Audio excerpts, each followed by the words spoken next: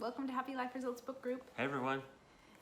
Today we're doing a section in the stage 3, the hero. It's called Model Matters, and we've divided it into 4 parts, and this is the second part. And it starts with, what about thinking? Just so you can find it if you have the book. All right, so in the hero stage, we just give you a quick reminder that now we're doing application. So before we did the overview, you just kind of got a broad picture of what everything was. Then the second one is you translated it into your own words that made sense to you. So my definitions of things will be unique to me, and if you can understand it in your own way and create your own explanation of everything, your own analogies and stories and the ways that you think it would make the most sense to you, that was the translation stage.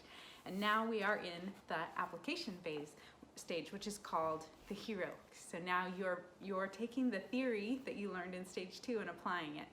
So just a quick reminder about that. All right, so do you want to start? Sure. What about thinking of it simply, it meaning the subconscious, as a younger version of oneself, like the 3-year-old inner child?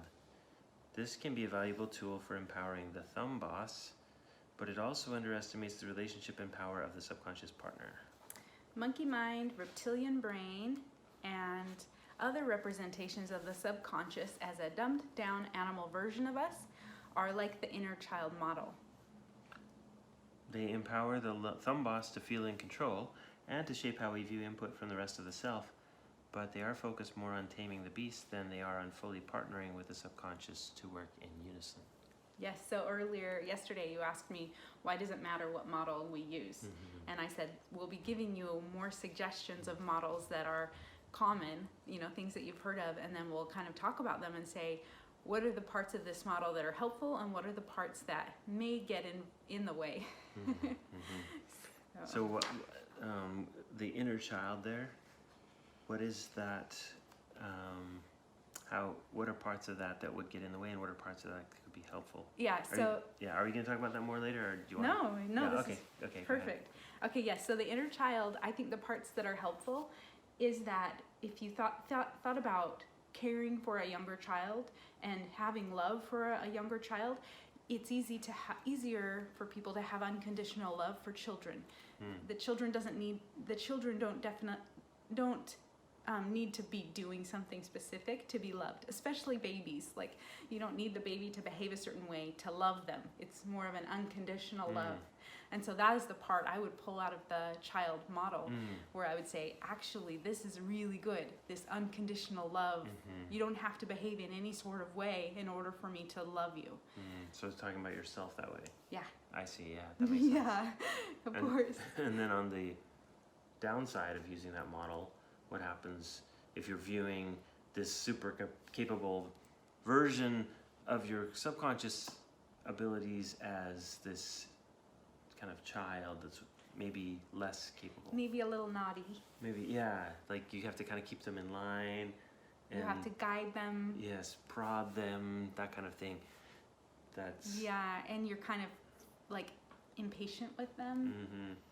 Yeah, those are ways that the child model is less optimal.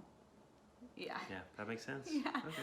And we touched on this a little bit yesterday, and that is that if you feel like they're incompetent, then it will be a self-fulfilling prophecy because you won't allow them to have the opportunity to prove how competent they are.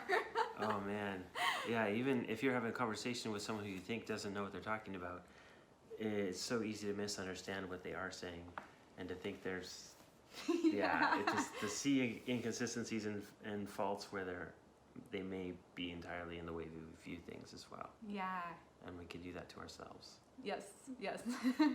So viewing your subconscious as competent instead of incompetent is a big kind of concept we can pull out of the child model.